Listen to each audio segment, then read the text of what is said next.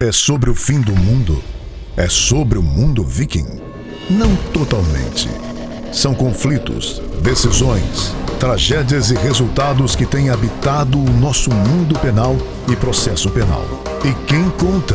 2 integrantes dessa angústia diária.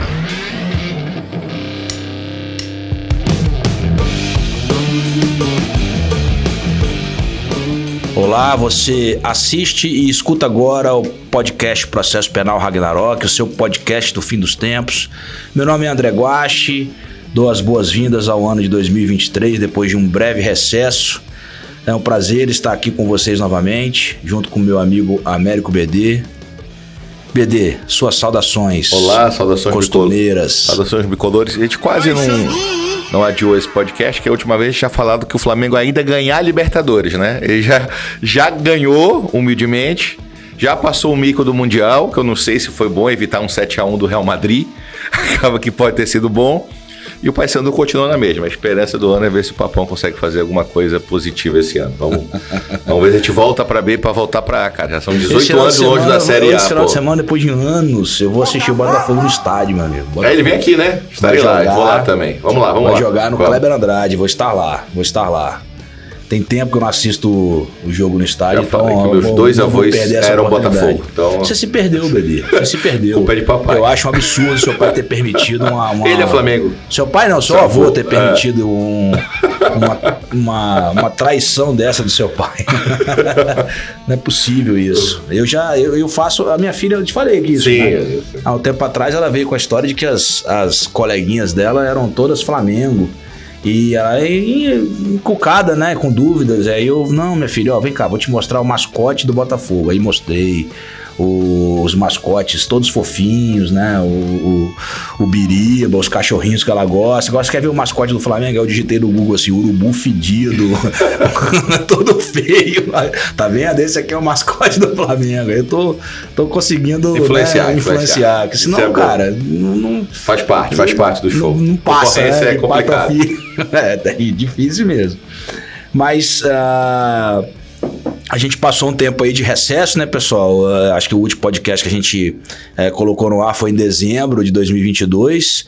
Final de ano é sempre essa correria aí, fechamento de período pra gente que dá aula. Então a gente resolveu dar um intervalozinho, passou o carnaval, agora que o ano começa, né, verdadeiramente no Brasil após o carnaval. E a gente retoma aqui o nosso podcast Processo Penal Ragnarok.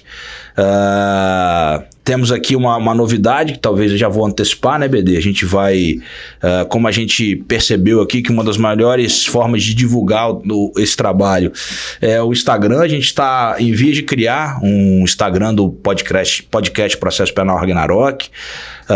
E vamos fazer isso em breve, vamos divulgar aí nas redes sociais. De qualquer forma, continuam aí com as nossas redes sociais no Instagram e no Twitter.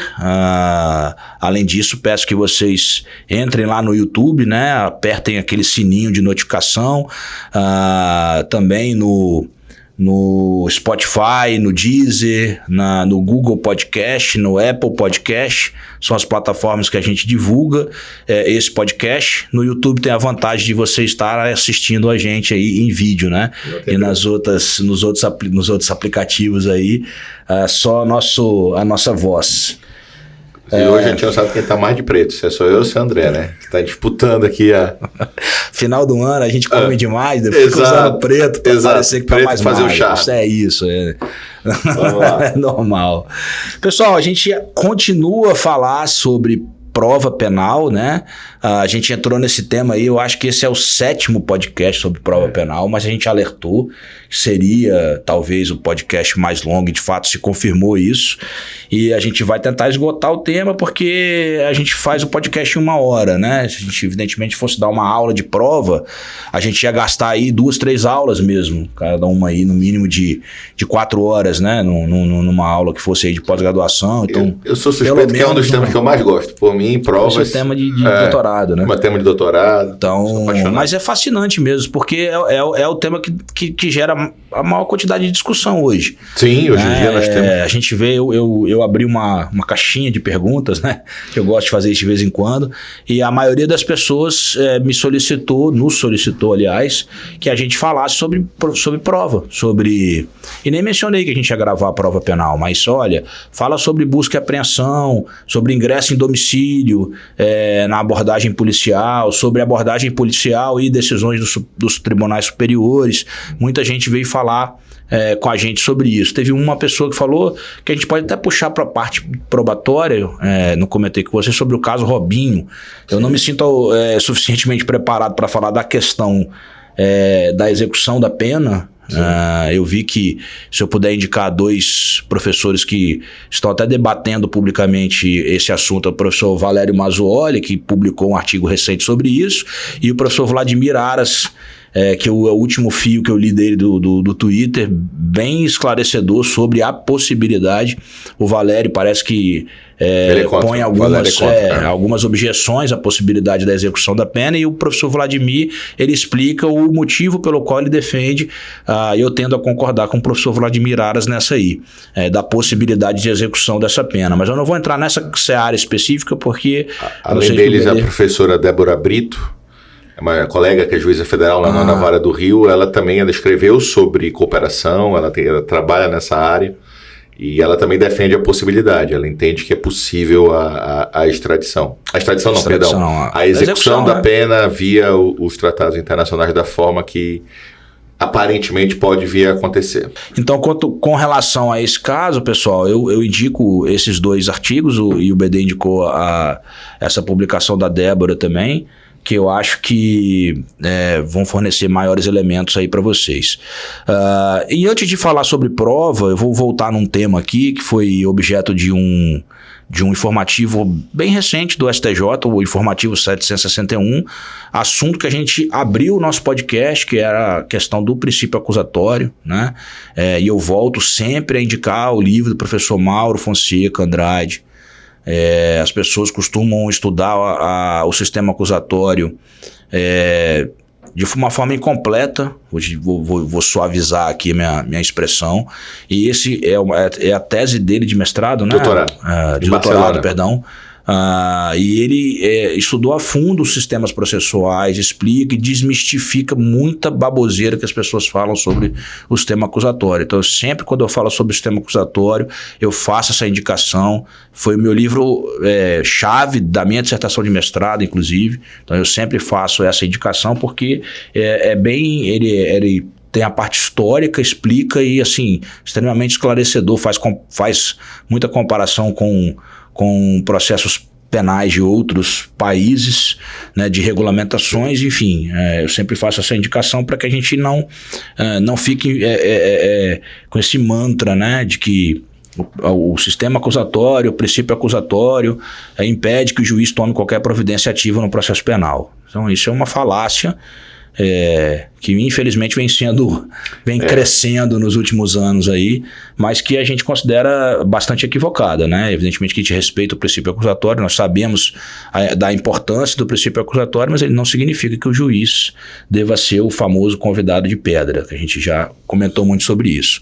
E o assunto, BD, é um julgamento do STJ, que me parece em mudança de entendimento até, que fala da questão do Ministério Público não comparecer à audiência de instrução e julgamento, mas aquele não comparecimento sem justificativa nenhuma, simplesmente ele é intimado e não comparece.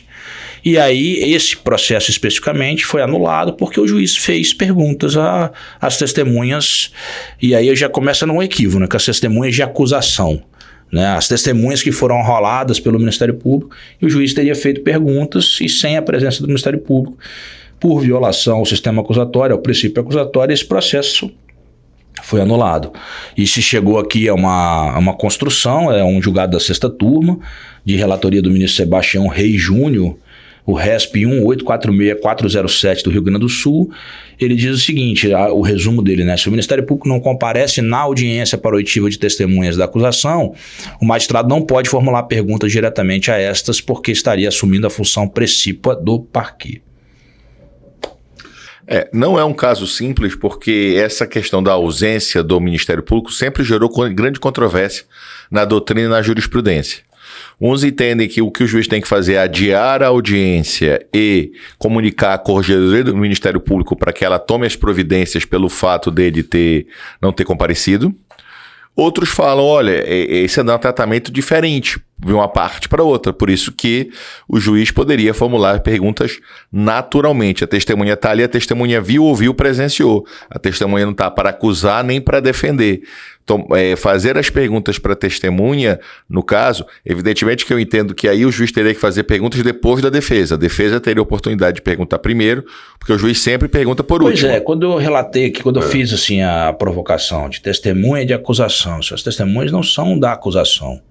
As testemunhas foram arroladas pelo Ministério Público e nem é incomum que a defesa arrole as mesmas testemunhas, né? O que me parece...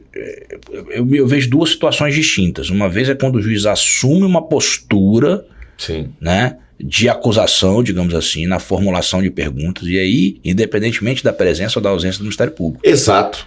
Independe. Perfeito, estou de acordo, claro. A postura do juiz ele tem que ser uma postura neutra, né? Puxando um gancho aqui, teve um julgado imparcial, interessante. Né? Neutra imparcial. Que só neutra, sabe mas imparcial, né? Imparcial. Perfeito. Puxando o gancho aqui, até um julgado também do STJ, parece que eles nem eles se entendem muitas vezes, em que o juiz teria tido uma postura muito proativa no júri, né? Perguntou julgado, mais vezes do que o próprio... E o julgado simplesmente diz o seguinte, não, o fato do juiz ter sido incisivo nas perguntas no tribunal do júri, em busca da verdade real, e aí a seita do sistema acusatório quase morre, né? Nas redes sociais, e ele estaria violando o princípio acusatório. Quer dizer, o STJ entende que ele não viola, que não há nenhuma nulidade, que ele pode prosseguir normalmente. Então eu falo o seguinte, na minha opinião, a postura do juiz na presença ou na ausência do Ministério Público, ela tem que ser uma postura imparcial. Sim. Então não é o fato do Ministério Público estar ou não presente que vai fazer com que o juiz viole ou não, e não digo nem o sistema acusatório, viole a função, o princípio do juiz no processo penal. Que é uma postura de imparcialidade. Agora, não me parece razoável dar um tratamento diferenciado à ausência do Ministério Público como se, em contrapartida, à ausência da defesa. Se o advogado falta audiência, o que o juiz faz? Nomeia um advogado ativo. Sim. A gente não pode nomear promotor ad hoc. Até 88 podia antes, agora não pode. Mas espera aí, o que a gente faz então? Então o Ministério Público, digamos numa situação bem absurda, eu não vou nem dizer tão absurda. É porque as pessoas parecem que não sabem como funciona em algumas comarcas do interior do Brasil. Às vezes um promotor de justiça ou um juiz responde por 2, 3, 4 comarcas. E o juiz só consegue fazer audiência às segundas-feiras. E o promotor que responde pela comarca simplesmente não consegue comparecer a algumas audiências, porque ele tem outras atribuições. E aí a gente faz o quê? A gente adia indefinidamente as audiências, e aí eu volto a questionar a vítima, os familiares, não terão resposta do sistema de justiça. Não importa. O que importa aqui é única e exclusivamente o resguardo do direito individual do réu, é isso? Não, e o réu não foi prejudicado porque as perguntas do MP não foram feitas, pelo contrário. Eu acho que prejudica mais o réu a ausência a presença adiar, porque vai ter mais perguntas do Ministério Público para ser feitas. Então, assim, que é a parte interessada. Que, aliás, é até um debate interessante, André, nesse tema, porque eu acho assim, a nossa grande dificuldade é a questão da coerência de todas as eventuais questões decorrentes de você adotar uma ou outra postura. Você pode adotar, não se está falando de má fé de ninguém, são opções, mas é uma dificuldade porque você tem que manter certa coerência. Então, por exemplo, ano passado o Supremo tem um julgamento no final do ano, depois da gente ter gravado o último podcast muito interessante, que por maioria o Supremo manteve a ideia de que o Ministério Público deve sentar ao lado do juiz. Mesmo na hipótese de júri, na composição cênica da audiência, o Ministério Público fica... Pronto, observando a lei orgânica, no próprio STF, o PGR senta ao lado do presidente.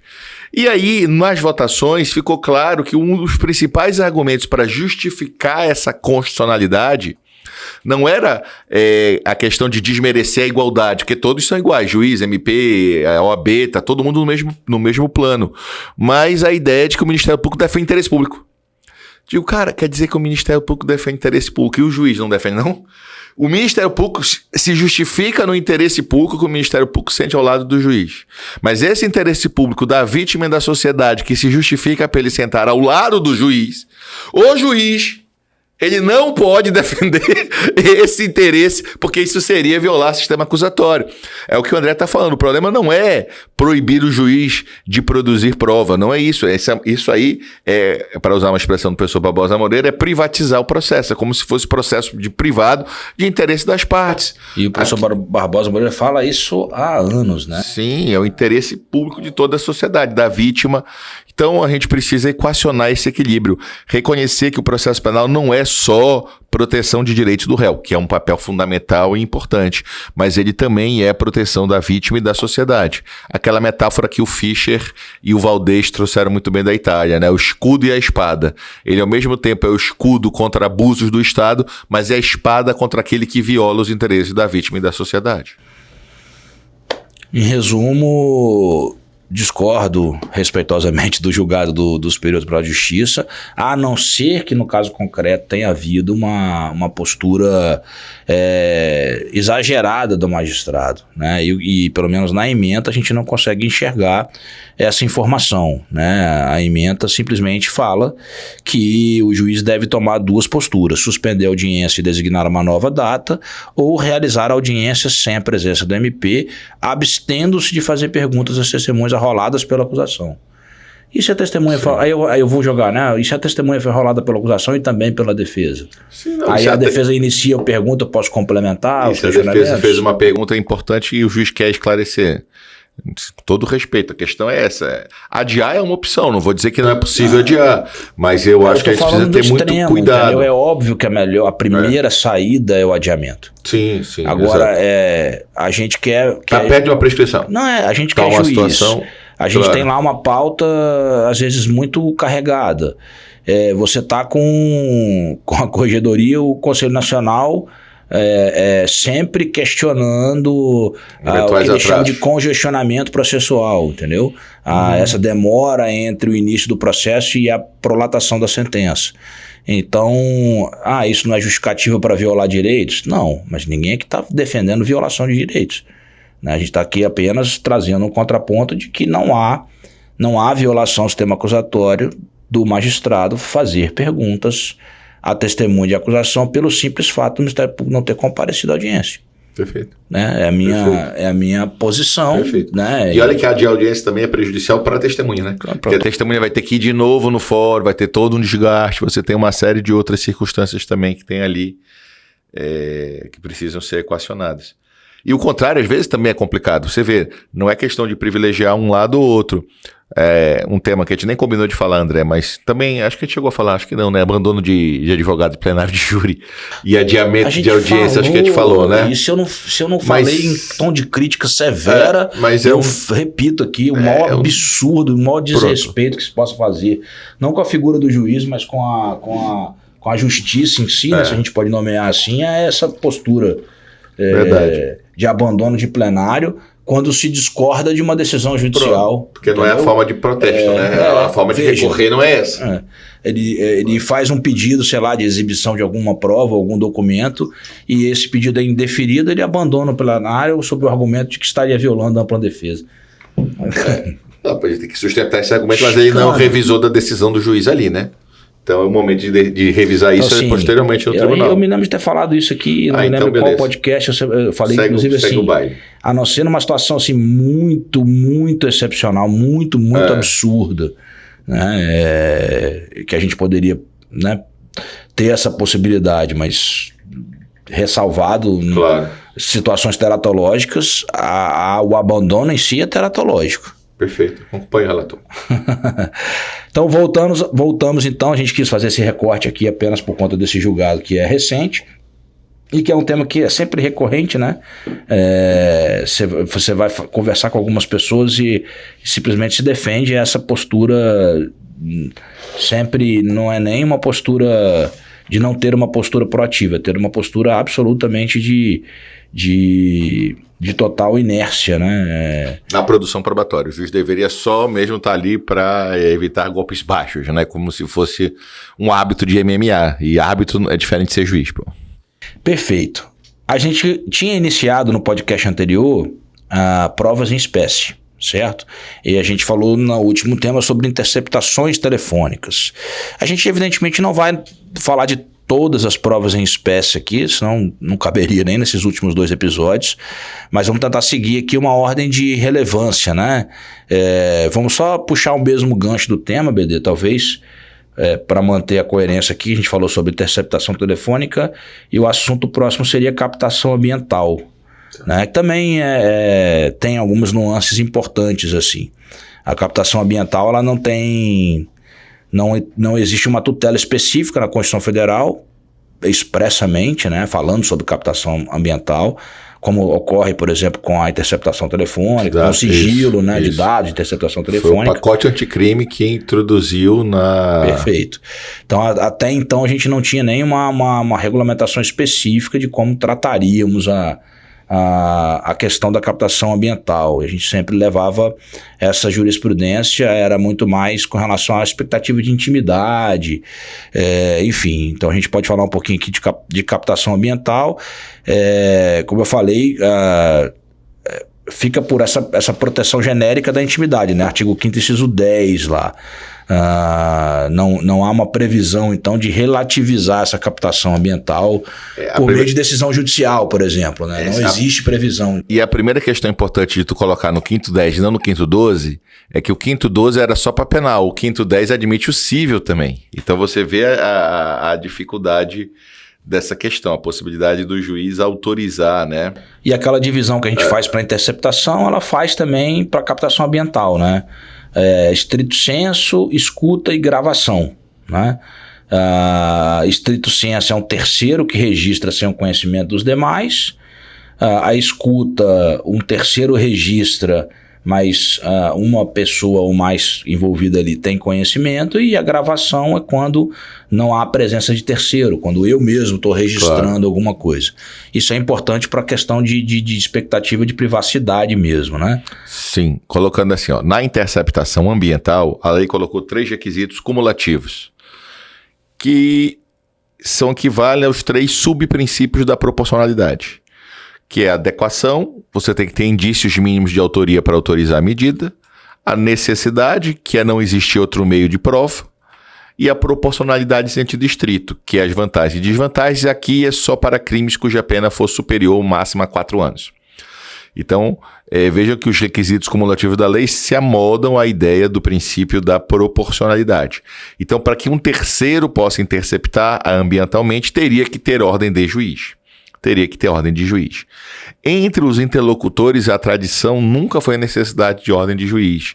A captação, justamente por causa da ideia que o Supremo aplicava por analogia, que a carta pertence ao destinatário. Quando eu falo com ele aqui, ele já era testemunha, já não pertence mais a mim as palavras ditas. Fala exatamente isso. O fato dele estar gravando, ele poderia ser testemunha da própria conversa. Então isso é o que a gente pode citar, inclusive, o exemplo daquela gravação do ex-presidente Temer. Sim. E o Joesley Batista, né? Ele fez uma gravação dessa conversa, né? E essa prova, até onde eu me recordo, não foi reconhecida como prova ilegal. E aí uma situação que a gente fala de forma diferente, por exemplo, se você clandestinamente entra numa residência, planta uma câmera, porque você está querendo, sei lá, investigar ali um tráfico de entorpecentes, e essa câmera filma um homicídio. Essa prova é ilegal. Sim. Por violação. Que aí teria que ter ordem judicial. Teria que ter ordem judicial, porque você tem a questão do domicílio. Agora, um problema sério é a forma pessimamente redigida do parágrafo 4º do artigo 8A do pacote anticrime na parte da Lei 9296. Ficou péssimo.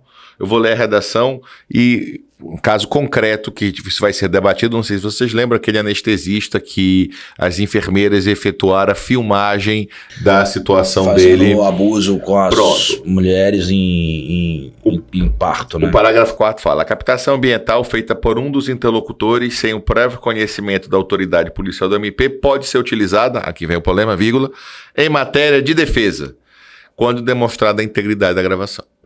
Então, tiveram autores que falaram, olha, com o pacote anticrime, a captação ambiental agora só pode ser usado para a defesa. Com todo respeito, não tem sentido você fazer um tipo de prova desse jeito. Mas a lei foi pessimamente redigida também. Mal redigida. Eu gosto muito da solução que o amigo Guilherme Madeira deu. E veja a capacidade do direito, né? Aqui está dizendo que pode a favor da defesa. Ninguém nega isso. Mas aqui não está dizendo que somente pode. Cadê a palavra somente? Só. Então, a defesa pode, mas a acusação também. Aqui não está dizendo que é exclusivamente. Então, você que está, ao interpretar, querendo colocar esse caráter de exclusividade, somente... então nem precisava do artigo. Eu concordo que não precisava do artigo. Para dizer que pode para a defesa, não precisava. Concordo que não precisava ter o artigo que pode para a defesa. Mas a intenção do legislador, se foi essa, a gente já sabe que ela se abstrai, né? Perfeito. E se ele tivesse colocado somente para a defesa, para mim seria inconstitucional. Também porque concordo. aí é uma vedação de proteção deficiente, eu não posso excluir a prioristicamente um meio de prova. Você imagina o seguinte, você está sendo ameaçado por alguém, não dá tempo de eu pedir ordem para o juiz, cara.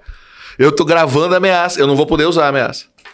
A prova para ameaça. Então assim, não tem sentido. Com todo respeito a quem teve essa brilhante ideia de tentar fazer isso, não me parece que seja a solução mais adequada do ponto de vista constitucional. Então mesmo que fosse, teria que fazer uma interpretação conforme se tivesse o somente, para tirá-lo somente e falar, pode para os dois lados. Não dá para ser só para... Que quando eu falo Ministério Público, não é Ministério Público, eu estou falando Ministério Público para vítima, claro. Ação privada, porque pode ser que tenham crimes cuja pena seja maior de 4 anos. Essa interpretação de que somente a defesa poderia se valer dessa prova não faz o menor sentido. Eu concordo integralmente com Madeira nessa. Não há como você interpretar de uma forma diferente, não. Seguindo, então, captação ambiental, acho que o de importante era isso, né, BD? Sim, tem mais alguma coisa? Sempre tem, mas eu acho que tá bom. Antes o Supremo, alguns entendiam que não podia ter interceptação ambiental, captação ambiental sem a lei, né? Porque essa discussão teve na época da interceptação telefônica. O Supremo considerou todas as interceptações telefônicas antes da lei ilegal. Mas concretamente vai ser um bom debate, se você podia ou não podia antes da regulação. Com a regulação não há dúvida. E o curioso é que eles foram além da telefônica, né? Porque na telefônica basta ser crime punido com reclusão. Aqui a pena tem que ser superior a 4 anos. Então tem esse paralelismo com a telefônica. Foi então. Beleza, vamos pro próximo. Sigilo de correspondência. Eu acho que com relação ao sigilo de correspondência, a coisa mais relevante, assim, para a gente falar, seria aquele julgado do Supremo Tribunal Federal no que diz respeito às cartas de presos. Acho que é um julgado do ministro Celso de Mello, se não me engano, clássico, né? Além desse julgado do Celso de Mello, que a gente vai aprofundar, porque o preso, quando é preso, ele não perde só a liberdade é o direito mais visível atingido pela prisão, mas é óbvio que a privacidade, a intimidade é frontalmente atingida com a prisão. Você imagina algo mais constrangedor do que visita íntima, de você marcar horário, ter horário, então é óbvio que você atinge a privacidade, é óbvio que você atinge outros direitos fundamentais, mas quando você está falando do preso, você não pode impedir o diretor do presídio de ter acesso a essa correspondência, justamente no sentido de que há um controle do que entra e sai do estabelecimento prisional. Então a preocupação de você blindar, falar que aquilo ali nunca seria possível, ela é bem preocupante. Mas lembrando, André, eu gosto sempre de contar esse caso, que o objetivo da Constituição e a ideia era por causa das cartas. Você via numa ditadura, a ditadura tinha esse hábito de leitura de cartas. Só que a gente tem que interpretar o seguinte, não é que tudo que esteja pelo correio é correspondência para impedir essa situação. Que eu queria falar.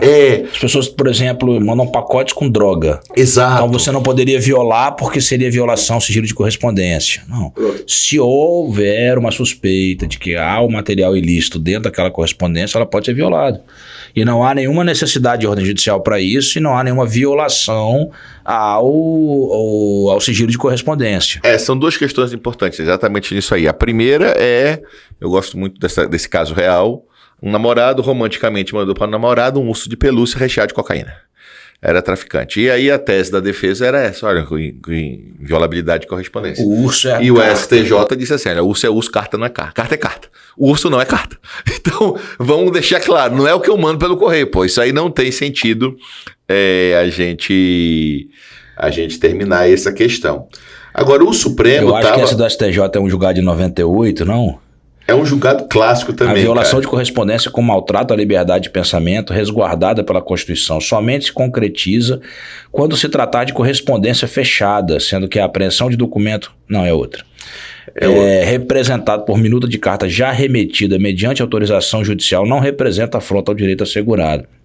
Há uma diferenciação que a gente faz também sobre cartas fechadas e cartas abertas, né? Sim. Se você entra na residência de uma pessoa cumprindo alguma busca e tem cartas que são fechadas, você precisaria de autorização judicial para abri-las, a não ser que ela já viesse com essa autorização no mandado de busca. Mas se elas já tivessem sido abertas e estariam sobre a mesa, seria possível essa verificação sem violação ao sigilo de correspondência. Na Alemanha houve a discussão até dos diários íntimos, caso clássico, hoje ninguém faz mais diário, né? Mas na época havia essa discussão, você pode ou não pode, o Estado pode ou não pode ter acesso ao seu diário. Isso viola ou não viola, qual é a expectativa razoável de privacidade em relação a isso, né? Então é preciso ter muito cuidado para essa questão. O Supremo está discutindo isso em repercussão geral, né? O recurso extraordinário 111.6949 do Paraná, e a tese proposta inicialmente é que sem autorização judicial ou fora das hipóteses legais é ilícita a prova obtida mediante abertura de carta, telegrama, pacote ou meio análogo. Então o Supremo está dando uma interpretação um pouco mais ampliativa. É o tema 1041 do STF.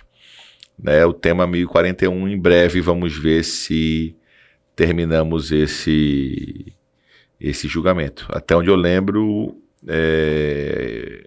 o tema 1041...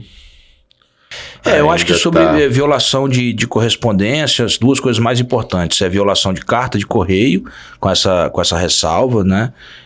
A questão da carta do preso, está lá no artigo 41, na verdade, da Lei de Execução Penal, fala que é direito do preso esse contato com o mundo exterior através, né, de correspondência escrita, de leitura, outros meios de informação, e o parágrafo único do artigo 41 é que permite que o diretor do estabelecimento viole, restrinja, né, por ato motivado. Então a discussão que chegou no Supremo Tribunal, que eu fiz menção a esse voto do ministro Celso de Mello, foi justamente sobre a constitucionalidade desse parágrafo único, né, da possibilidade do diretor fazer isso por ato administrativo. E aonde se chegou, se eu não me engano, essa foi a primeira vez que o Supremo disse isso, me corrija se eu estiver errado, BD, que fala que não há direito individual absoluto, né? Não existe direito fundamental absoluto.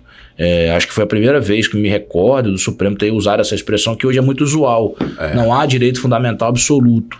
Nem mesmo um direito previsto no artigo 5º, ele não é absoluto. Então, alguém discute que a extradição, o direito de brasileiro nato nunca ser extraditado, o direito de não ser compulsoriamente associado, ninguém pode nunca me obrigar a virar associado, seria algumas pequenas exceções, mas assim, a regra geral, isso é muito importante nesse tema, que eu acho assim, os direitos fundamentais são construídos historicamente como base de uma sociedade civilizatória. Os direitos foram conquistados à base de sangue, né? O pessoal até brinca que a pedra do direito é rubi, é vermelho por causa do sangue derramado na conquista dos direitos. Talvez pelo Flamengo também. Mas a ideia é uma ideia de que não se deve abrir mão de direitos fundamentais. É necessário ter direitos fundamentais. Agora, os direitos fundamentais foram nesse contexto, ponto. O problema é que a galera quer pegar esse contexto e falar o seguinte, olha, em nome disso, eu posso praticar crimes, eu posso fazer o que eu quiser. Não tem um vale-crime. Pode esconder o corpo, pode esconder a droga, pode... Tudo é ilegal, imoral e engorda. Acho que a parte do engorda eu concordo. Mas o ilegal e imoral, não dá, cara. Não dá pra ser tudo ilegal, tudo. É claro que o Estado tem que ter limites. É claro que nós precisamos... Os direitos fundamentais foram pensados nisso. A gente tem uma tônica desde o primeiro podcast. É equilíbrio. É isso. Equilíbrio. As pessoas não podem defender a anulação de... A impossibilidade de produção probatória. O que algumas pessoas defendem é o impossível. E o que alguns julgados vêm vêm sendo moldados aí é da impossibilidade de produção probatória, em alguns casos. E grandes operações, eu não vou citar nem a Lava Jato, não, porque ela acaba sendo... Está trazendo muitas paixões, né? Não tô falando de grandes operações que vem com uma produção probatória desde a fase de inquérito, repetindo o que vinha sendo feito há anos, validado pelas jurisprudências dos tribunais superiores, e de repente se muda. Pois é, essa é a dificuldade. Se verifica cita aqui a questão da delação premiada, do delatado falar por último. Né? Que agora nós temos uma regulamentação sim do código. O pacote anticrime. E todas as fases, não é só nas alegações finais. Perfeito, mas antes disso não havia. Então você não tem como você anular e aplicar de forma ex-tunc. Essa é a preocupação, né? Quer dizer, você tem um contexto. É que eu falo. Segurança jurídica, né? A lógica dos americanos são bem práticos quando falam em provas ilícitas. A lógica deles é para evitar abusos do Estado, mas isso tem que ser previsível para o Estado. Se não há previsibilidade, se tu tá mudando a regra, você tem que mudar a regra daqui para frente. É um pouco complicado você adivinhar que você vai ter que cumprir um novo patamar. E eu acho que assim, é importante ter novos protocolos, ter novos patamares de segurança. Porque o que a gente quer, não há nenhum interesse em condenar inocentes. Não há nenhum interesse quanto a isso. O que se quer é que se faça justiça, mas fazer justiça não é só absolver culpados. Fazer justiça também... Absolver culpados nunca é justiça. Absolver inocentes. Mas também o que se quer é que, necessariamente, se a pessoa foi culpada e respeitar os direitos, ela seja condenada, paciência. E que cumpra a pena, né? Claro. O próprio Ferraioli contra os benefícios na execução da pena. O Roxin lembra da questão de reforçar a vigência da norma, porque você parece assim, para o cidadão, cumpre se quiser, vai. Só no Brasil que lei pega, não pega, não. No mundo inteiro tem esse problema, mas a gente precisa aperfeiçoar nossos mecanismos de materialização de direito fundamental. Afinal, penal é só para coisa grave. Então, toda vez que a gente está deixando um crime impune, você está deixando uma situação grave, um direito fundamental de alguém que foi violado sem uma devida correspondência. E o próprio Ferraioli, no princípio Iúria, deixa claro. Ele cita o exemplo do furto. Aplicar a sanção do furto ao culpado é garantismo. É o exemplo que ele dá textualmente para falar a materialização de garantias secundárias. Já que não foi cumprido voluntariamente, aí você vai ao Estado, juiz, e o juiz aplica aquela garantia. Enfim. Prova pericial, BD. Seguindo aqui o roteirinho de provas em espécie, né? Eu acho que de prova pericial, basicamente exame de corpo de delito, que é o mais importante, né? É o mais importante. Existem outras perícias, evidentemente, lógico, que não são o exame de corpo de delito, mas é a prova da materialidade delitiva. O grande detalhe do corpo de delito é provar que o crime de fato existiu. Né? A materialidade a ausência é causa até de nulidade. Perfeito. Né? Dependendo da circunstância. Mas o que é o exame de corpo de delito? Só lembrar, André, aquela classificação que os antigos usavam, né? O Tornag e outros. Delicta facta transeunte e delicta facta permanente. Crimes que deixam vestígios e crimes que não deixam vestígios em abstrato. Que, por exemplo, homicídio é um crime que deixa vestígios, mesmo que no caso concreto você não encontra o corpo. Tem o caso do goleiro Bruno, sim, outros 1000 casos que nós temos, infelizmente, no nosso país. É causa de nulidade, pessoal, lá no 564.3b do Código de Processo Penal, mas não significa que a ausência de corpo de delito vai gerar nulidade. Nós temos exceções no próprio Código de Processo Penal que permitem suprir a ausência do corpo de delito. O corpo de delito é justamente esse exame realizado no vestígio.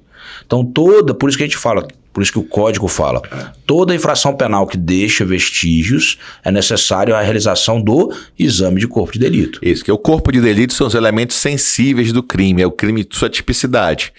O exame de corpo de delito direto, que é o ideal, é o exame feito nesse corpo de delito. O ideal é você sempre ter esses elementos sensíveis e fazer a perícia diretamente neles. Se você olhar o 58 a 184 do CPP, ele concentra as regulamentações bem no exame de corpo de delito, porque é o principal exame pericial. As suas normas gerais também vão ser aplicadas aos exames, às perícias em geral. Existe ali regulamentação específica para o exame de corpo de delito, vou citar 2 aqui, dos crimes contra a propriedade material, no próprio Código de Processo Penal, na lei de drogas, leis esparsas, né? Nós temos algumas regulamentações específicas com relação à necessidade de realização do exame de corpo de delito, cada qual com seu procedimento ali. E do exame de corpo de delito, BD, a não ser que você queira falar mais alguma coisa do exame de corpo de delito, a gente puxa um tema de extrema relevância que adveio com o pacote anticrime, que é a cadeia de custódia. Adveio, perdão. Só falar uma coisa antes da cadeia de custódia. Sim. Que eu acho bem importante, que é o debate sobre o alcance do 167. E sobre a regra que o código ali, uma exceção ao livre convencimento, fala expressamente que confissão não serve como meio de prova para o exame de corpo de delito, mas o 167 fala que outros meios de prova podem ser utilizados. A prova testemunhal. Perdão, 167 usa a expressão prova testemunhal. Não pode ser suprida por prova testemunhal. Isso. Pode ser suprida por prova testemunhal. Isso. Pode ser suprida na impossibilidade... Na ausência de fazer o direito, a prova testemunhal... dispositivo, né? Pode. Não sendo possível o exame de corpo de delito, por haverem desaparecido os vestígios, a prova testemunhal poderá suprir-lhe a falta. Perfeito. E aí o que eu quero falar? A expressão é prova testemunhal, mas a jurisprudência e a doutrina entendem que é qualquer outro meio de prova menos confissão. É só isso que eu quero chamar a atenção.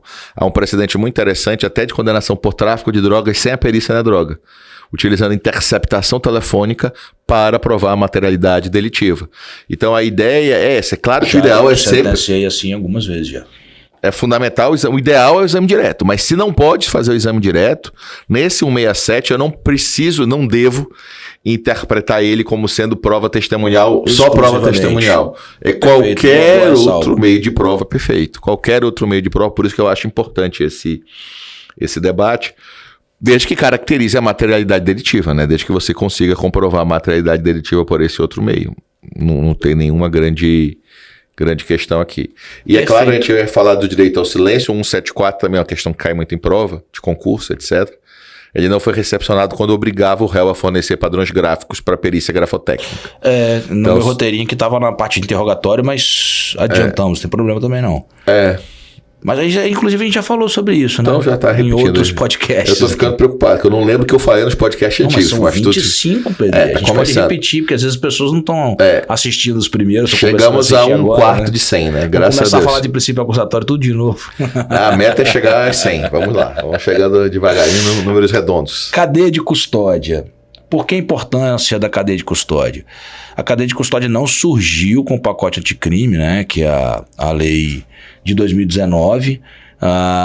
Sempre se existiu a preocupação em preservar a cadeia de custódia, que nada mais é esse caminho percorrido, desde que você tem o conhecimento da infração penal até o momento em que você faz o laudo pericial. Isso é a cadeia de custódia, né? É como o pessoal brinca, colher aquela prova, aquele caminho percorrido que você tem que manter a rigidez probatória até o momento em que você vai produzir o laudo pericial, que é o laudo pericial que vai basear a denúncia do Ministério Público, a decisão do juiz, a defesa, enfim. Então é esse caminho percorrido. É você garantir que não houve qualquer adulteração, dolosa ou culposa, não se está falando de fraude pericial. Esse é o objetivo. O objetivo é você manter a rigidez probatória. É que não haja interferência, que não haja possibilidade, eu digo até mais, né, de haver dúvidas de ter ocorrido interferências nesse iter, né, entre o conhecimento da infração, a colheita e o laudo final. A novidade do pacote anticrime foi essa regulamentação. Foi legalizar, como o Rogério Sanches fala, foi legalizar uma portaria da polícia e colocar na lei uma série de dificuldades que a gente precisa entender o que deve ou não deve, como a gente vai trabalhar com isso, se a cadeia de custódia é presumida e quais as consequências do descumprimento da cadeia. Essa é a grande dificuldade, né? Porque também a gente não deve misturar todas as situações, há casos e casos. Se eu troco o material genético, não tem nem o que discutir que gera nulidade, meu amigo. É óbvio. Se eu troquei a droga, é óbvio que isso não tem nem o que discutir. Você não consegue comprovar que aquele material é de fulano, que aquela droga era de ciclano, não tem discussão. Aí esta violação à cadeia de custódia necessariamente vai gerar nulidade. Agora, a preocupação é que nível de garantia nós estamos querendo ou estamos exigindo por parte do Estado. Porque você vai colocar agora um saquinho, a polícia vai colocar, cada vez que alguém for pegar ali, vai colocar uma assinatura de cada um. Você vai começar a criar uma série de... Pois é, aí você começa a dar margem para interpretações que são desproporcionais no meu humilde entendimento. A finalidade é qual? Você manter a rigidez, não é? De você evitar que haja qualquer manipulação da prova. Como é que você garante isso? Com algum regramento mínimo. Agora, você burocratizar o procedimento também, você dificulta a apuração do crime. É o que você falou, exigir que o saco plástico seja o saco plástico, sei lá, com uma especificação técnica X para acondicionar a droga, então se ele colocou no saco já não serve. O que isso traz de prejuízo na natureza. Né? Exato. Então assim, se eu coloquei num saco preto ou num saco branco, vou sendo bem exagerado aqui, viu, pessoal? É óbvio que não é assim. Vai mudar na hora de eu fazer o exame de verificação de constatação da substância entorpecente? Vai mudar isso? É óbvio que o que a gente quer proteger aqui é que alguém de má fé não introduza um objeto ilícito, por exemplo, que numa apreensão que não seria de um objeto ilícito. Isso, eu aprendi o ácido bórico, que tem para quem não conhece, talvez tenha uma textura parecida com cocaína, e na hora de verificou que é bórica, o cara disse que é cocaína. Óbvio que isso aí seria absolutamente absurdo, ilegal. Agora, o que muda a forma de acondicionamento desse caso específico? Para fins de nulidade da prova, e é o que para mim é mais absurdo, entendeu? Talvez você reconhecer uma irregularidade nesse acondicionamento, mas gerar uma nulidade da prova. E aí o código, assim, ele traz várias fases, né, que compõem a cadeia de custódia ali: reconhecimento, isolamento, fixação. Não vou ficar falando aqui de uma a uma, porque senão a gente acaba falando muito em forma de dar aula aqui, que não é a nossa ideia. Mas tem ali uma fase, tem várias fases aqui. 1, 2, 3, 4, 5, 6, 7, 8, 9, 10. 10 fases. Reconhecimento, isolamento, fixação, coleta, acondicionamento, transporte, recebimento, processamento, armazenamento, descarte. Então, o código hoje ele traz uma regulamentação do início ao fim. Isso é muito, muito bom, muito importante. Você traz uma segurança jurídica maior, uma segurança maior para a colheita de prova, você traz uma necessidade de preservação desses vestígios. A crítica fica por conta do exagero, né? E é sempre um exagero para reconhecer a nulidade. Eu sempre fico, quando eu estou julgando, eu fico assim, não é nem pena de reconhecer a nulidade não, mas você quer aproveitar o ato processual, não é passar por cima do procedimento, que o prejuízo é muito grande. E eu aplico o princípio do prejuízo, tem que ser levado a sério. Não há nulidade se não tiver prejuízo. Que a palavra nulidade em português, a gente nem fez ainda um podcast sobre nulidade, a gente pode discutir isso depois, que é um tema que eu acho sempre importante, né? A palavra nulidade, ela é polissêmica. Ao mesmo tempo, nulidade é vício e é sanção. Então, você fala, isso aqui foi nulo porque não observou tal coisa. Isso é o vício. Não se dá para negar que toda vez que você descumpre uma forma, tem um vício. Agora, qualquer descumprimento de forma que vai justificar uma sanção, então a gente vai voltar ao período formulário do Império Romano, em que se discutia que se você não usou a palavra videira, usou outra palavra, a ação vai ser julgada improcedente. Então assim, quer dizer, as formas não são formas pelas formas, nem toda forma é garantia.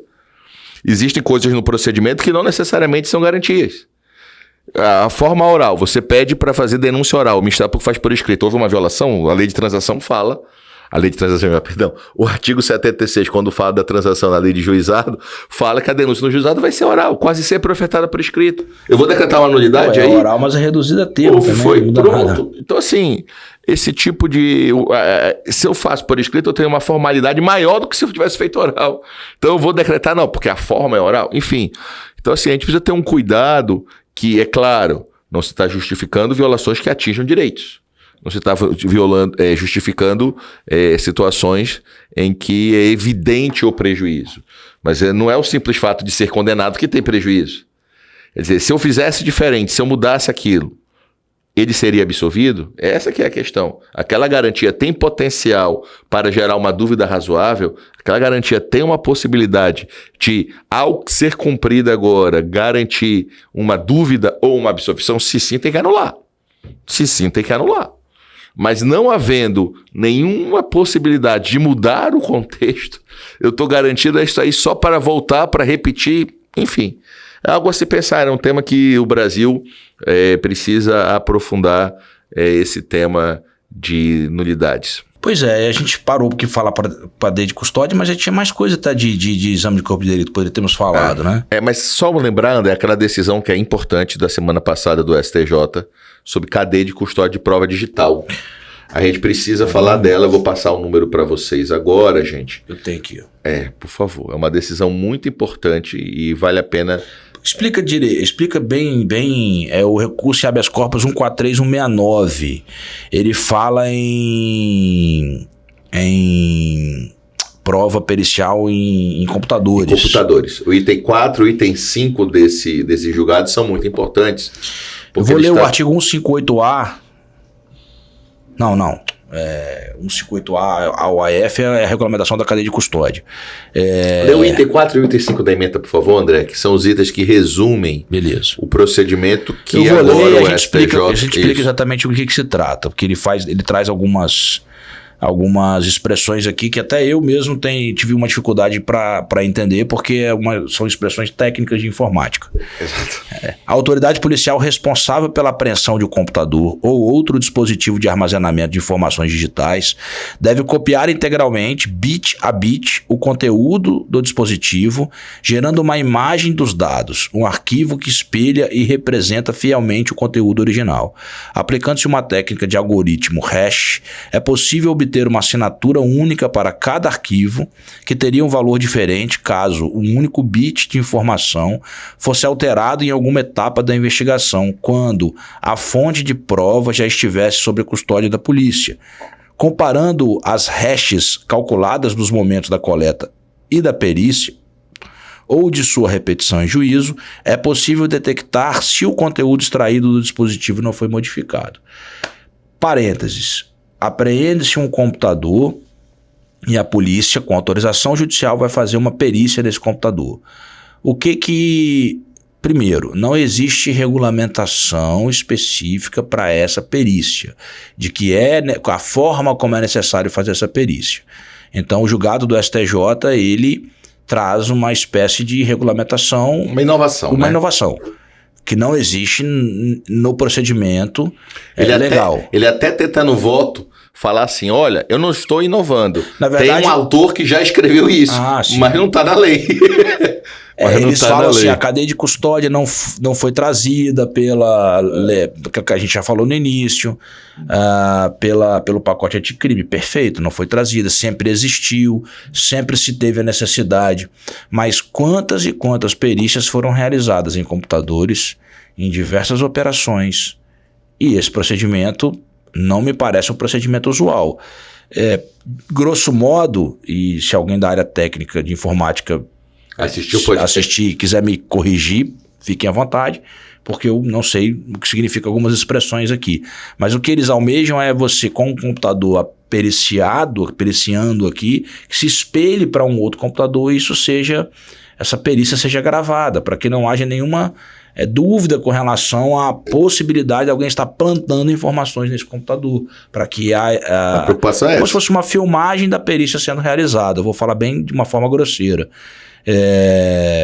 Justamente para evitar dúvidas de que haja informações plantadas ou que seja que o computador, né, que se extraia a informação que estava diretamente no computador. Então a intenção do julgado é essa. Excelente, acho, né? Eu nem conhecia isso, eu nem sabia que existia a possibilidade de se realizar dessa maneira. O problema é anular uma operação em razão da inexistência de não ter sido realizado esse procedimento. É o que a gente falou no início aqui, de se retroagir uma jurisprudência nova. A cadeia da prova da custódia digital ela é um desafio justamente porque você no mundo digital tem uma grande risco e potencialidade de manipulações, adições, adulterações da cadeia de custódia, de você garantir essa integridade. E assim, os hackers estão cada vez mais especializados em criar problema, né, para a sociedade. Agora, de fato, tentar ter uma garantia de que não houve adulteração, a preocupação para mim maior é definir o seguinte, de quem é esse ônus da prova? Basta a defesa alegar que há dúvida sobre a cadeia de custódia ou se presume que a cadeia de custódia foi comprovada, foi legal, e é a defesa que tem que provar o vício. Que a tendência do STJ nesse voto é falar, olha, não posso presumir nada do Estado. O Estado é que tem o ônus de provar que, além de tudo, a cadeia de custódia foi observada. Já outros falam, não, a defesa é que teria que comprovar. Essa fixação dessa tese, né, de que o Estado não só tem que respeitar a cadeia de custódia, mas como tem que comprovar que ele observou a cadeia de custódia. A defesa basta levantar, olha, eu tenho dúvidas, me prova aí. É porque fica fácil, né? Você levanta dúvida e sem apontar dúvida, sem apontar em que consiste essa dúvida. Sim, e às vezes... Sem apontar elementos mínimos, porque às vezes, uma responsabilidade... André, eu já vi casos de computador apreendido que se discutia, é uma movimentação bancária, então a perícia tinha... Meu amigo, se é movimentação bancária, o dinheiro está no banco, é só pegar o extrato do banco. Eu não preciso anular tudo isso aqui, vamos lá, se você sabe, vamos ver, vamos pegar e quebrar agora o sigilo bancário. Uma prova complementa a outra e garante a autenticidade do que estava ali. Então, assim, essa dificuldade quando a gente vai trabalhar com o mundo digital, e assim, eu sempre conto, tá na Europa essa discussão recente, é uma maluquice, né, de o primeiro homicídio pela internet, né, que é uma coisa assim, como é que você mata outro pela internet, né? Um hacker entrou no site de um hospital e desligou o aparelho de doente terminal. Homicídio. O aparelho estava em rede por causa de uma atualização em tempo real. O hacker desligou o aparelho e não tinha diferença nenhuma. Ele dá um tiro, dois tiros, homicídio pela internet. Homicídio. Então, assim, a gente precisa ter cuidado, porque assim, a gente vive cada vez um mundo digital, cada vez mais isso influencia na nossa vida. Eu recebi uma notícia assustadora também de uma empresa que estava alterando as informações no Google. Ela conseguia fazer com que o Google, a primeira coisa que aparecesse no Google fosse um fake news, feita pela própria empresa. Então você conseguiria, olha a dificuldade, né, que a gente vive. E hoje agora, no Maranhão, teve uma nota oficial da Secretaria do Estado, que criminosos fizeram um site falso do IPVA. São as pessoas estão pagando IPVA num site falso. Um site igualzinho, então ele fala, não, você entra primeiro no site do Estado para depois procurar. Se você e aparentemente aparecia no Google o site. Você, quando digitava o nome, já ia para o Google o nome do site falso. Então veja a complexidade do que a gente vive hoje, como garantir E eu estou falando de situações que podem acontecer e é claro, a gente quer só que as coisas aconteçam por bem, né? Mas infelizmente nem sempre, né? A criatividade do criminoso não dá pra comparar, né, cara? É que eu falo, se usasse isso pro bem, porque um cara desse é inteligente. Então não vai dizer que esse cara não é inteligente. O cara que articula e consegue pensar esse golpe e outros golpes que nós temos aí cada vez mais presentes na nossa vida, infelizmente. Fiquei preocupado, rapaz, paguei meu IPTU ontem. Não brinca. E eu digitei IPTU Prefeitura de Vitória. Não entrou no site da prefeitura para depois pegar. Não, isso foi no Maranhão, espero que tenha ficado lá. Cruzes. Mas é porque eu acompanho o Maranhão, porque eu estudei no Maranhão, tenho meus pais, minha irmã mora lá, minha sobrinha. Você não nasceu lá não, Bebê? Eu nasci em Belém, por isso Paysandu. Eu podia ter nascido em Barcelona e torcer pro Paysandu, isso é um fato. Mas você não esqueça disso. No Maranhão você foi promotor lá. Eu fui promotor, fiz minha universidade no Maranhão. Mas eu sou paraense, Paysandu doente, Paysandu fanático, na alegria e na tristeza. Só na alegria, né? Só da alegria. Esses dias eu lavei a camisa do Paysandu lá em casa. Né, que bom. Tá lá, ó. Isso é bom, temos que usar. Não, vamos usar. Uma vez eu vou aparecer de surpresa aqui. Eu tô devendo a camisa do Fogão pra você, não esqueci. Beleza, usarei. Foi a correria aí que não me permitiu trazer ainda. Algum ponto importante ainda sobre perícia. Perícia nos crimes de porte ilegal de arma de fogo. Primeira, da necessidade ou não de perícia. É um caso talvez hoje um tanto quanto batido, mas... Usando o exame de eficiência da arma. A arma que não atira não é arma, é só um pedaço de metal. Isso aí. É só um cano, não é uma arma. Que a gente pode também, no roubo, né? A jurisprudência do STJ de vez em quando decide de um jeito ou de outro, diz respeito à necessidade ou não de apreensão de arma no crime de roubo e a necessidade ou não de perícia. Então, vamos... para finalizar o tema de perícia, então, a gente fala sobre a questão da perícia no porte ilegal de arma de fogo e também no roubo circunstanciado, né? O roubo majorado aí pela utilização de arma de fogo. E a gente faz o questionamento se é necessário perícia no porte ilegal de arma de fogo. Nós temos duas correntes, né? É necessário para comprovação da potencialidade lesiva, e a segunda corrente que se trata de um crime de perigo abstrato não sendo necessário perícia, né? A perícia, evidentemente, ela serviria para poder você verificar a potencialidade lesiva desse artefato. Porque se se trata de uma arma estragada, uma arma que não tem potencialidade de gerar dano, para alguns há essa defesa de que não teríamos a caracterização do delito. É crime impossível, né? Uma arma que não... A fé pública, a incolumidade pública não está em risco, já que a arma não funciona. Que é diferente da arma desmuniciada, que é se tu colocar a bala mas funciona. para fins de arma, de porte legal de arma de fogo, essa discussão de ser municiada ou não é irrelevante. Ela seria relevante no caso do delito de roubo. Perfeito. Né? A questão da arma desmuniciada, para fins de delito de posse ou porte legal de arma de fogo, é pacífico. É possível caracterização do delito, até porque você tem um crime autônomo de munição, né, porte de munição, então não faria muito sentido. Achei o entendimento já do Supremo Tribunal Federal sedimentado. Né? Se eu não me engano, prevalece a primeira opção, da segunda opção, que não é necessário perícia, porque se trata de crime de perigo abstrato. Né? É uma decisão também do Supremo que já teve decisões contraditórias, digamos assim, do STJ, mas prevalece hoje de que não é necessário, porque se trata de um crime de perigo abstrato. Fala-se que a arma de fogo ela é produzida para aquela finalidade. Então não faz sentido exigir a perícia, né, para fins de caracterização do delito. Com relação à arma desmuniciada, igualmente. Talvez o que possa pegar um pouco mais no que diz respeito ao crime de roubo circunstanciado. Então você tem várias nuances e várias discussões. Então é o seguinte, primeiro, o cidadão está sendo processado pelo delito de roubo e a arma não foi encontrada. Mas há provas contundentes que ele utilizou a arma de fogo para realização do delito. Que tipo de prova? Prova testemunhal, às vezes uma filmagem, que ele está lá apontando um revólver.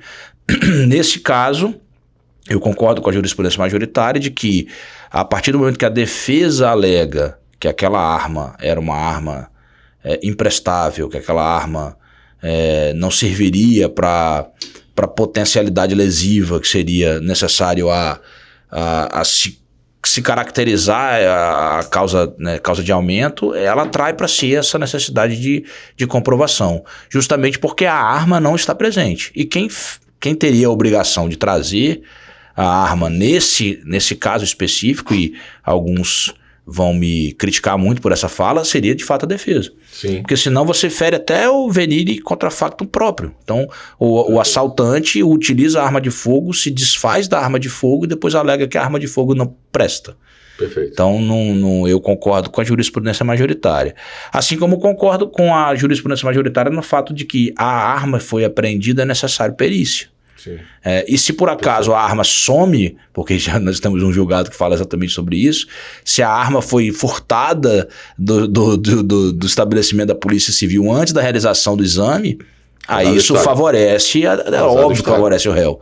É óbvio que você favorece o réu. Por quê? Porque estava cautelada no Estado, eles deixaram de fazer o laudo. Hoje em dia é mais difícil porque o procedimento determina que você faça o laudo de imediato, então você já tem um regramento um pouco diferente. Mas quando não tem arma, a tese da defesa tem que ser arma de brinquedo, né? Porque aí é mais complicado. Como é que vai saber se a arma era de brinquedo ou de verdade se tu não tem arma? Mas eu acho que ele assume o ônus da comprovação. Do mesmo a arma jeito. Era de brinquedo? Sim. Se ele alega, e aí ele descartou a arma, ele tem que ter algum... Porque a rigor... é um bom debate. É um excelente debate, mas continuo achando que... Sim. Talvez o debate não é nem de ônus probatório, que Sim. também já gera uma outra discussão. Exato. Mas ele, digamos o seguinte, se ele alega isso, ele tem que comprovar. Ou trazer uma dúvida razoável. Vamos dizer o seguinte, não tem que provar não. Ele tem que trazer uma dúvida razoável de que aquela arma era de brinquedo. Perfeito. Como ele vai fazer isso, meu amigo? Aí, como o meu professor falava, prova é processo. Sim. A gente está trabalhando aqui de uma forma abstrata. O meu professor da faculdade, que é a pessoa Beto Tavares, brincava, como é que eu provo? Provando. É ótimo. Aí você depois, provando. Depois Não, você... o professor falava assim, não, mas professor, não, mas prova é processo. Nós estamos falando aqui de aula. Não, tá bom. Porque é o caso concreto. Bom, pessoal, a gente está chegando aqui no finalzinho, 1 hora. A gente vai fazer mais um podcast ainda sobre provas. Vamos ainda encerrar. Hoje, não repare nossa roupa, vai ter igual. A gente vai começar a trazer 2 camisas, né? Pra trocar, fingir que a gente está gravando. Mas que a gente grava 2 episódios sempre por vez, pra gente aproveitar assim o nosso tempo. Mas a gente vai continuar falando de provas em espécie. Acho que na próxima aula a gente vai ver... no próximo podcast a gente inicia falando sobre algum julgado interessante também do STJ. Eu tenho visto aqui o pessoal do Instagram me mandando algumas sugestões, vou ver se a gente encaixa aqui no iniciozinho do nosso podcast. A gente começa falando sobre interrogatório, né? Que aí, para terminar, provas em espécie, interrogatório, confissão, o depoimento do ofendido, prova testemunhal, a gente vai aí para finalizar o podcast com provas em espécie. E aí chegaremos a 8 podcasts de prova, para você que está aí, de repente, em vez de fazer uma prova, em vez de fazer uma... Se ouve aí, são 8 horas de podcast, dá para ouvir aí alguns dias. Tá bem, a gente acho que tem deixado ele bem completinho, né, BD? Pra gente tentar esgotar o tema, que é bem interessante. Mandem as perguntas, que é importante. Isso facilita bem. Então, mais uma vez, pessoal, lembrem de entrar lá na nossa página do YouTube, colocar o sininho de alerta para que vocês tenham recebam os avisos, né, das atualizações. Então, se inscrevam no canal, liguem aquele alerta. No caso do Spotify, do Deezer, do Apple e do Google Podcast, igualmente, né? Façam a inscrição e ligam o alerta que vocês vão recebendo a atualização dos novos podcasts. E um abraço a todos, saudações alvinegras, né? Vamos ver se o Botafogo esse ano engrena definitivamente aí no projeto Textor. Tá certo. Um abraço, pessoal. Vamos lá, saudações bicolores, alvinegras, um abraço a todos, valeu, até a próxima, abraço. Produção de podcast Fervo Digital.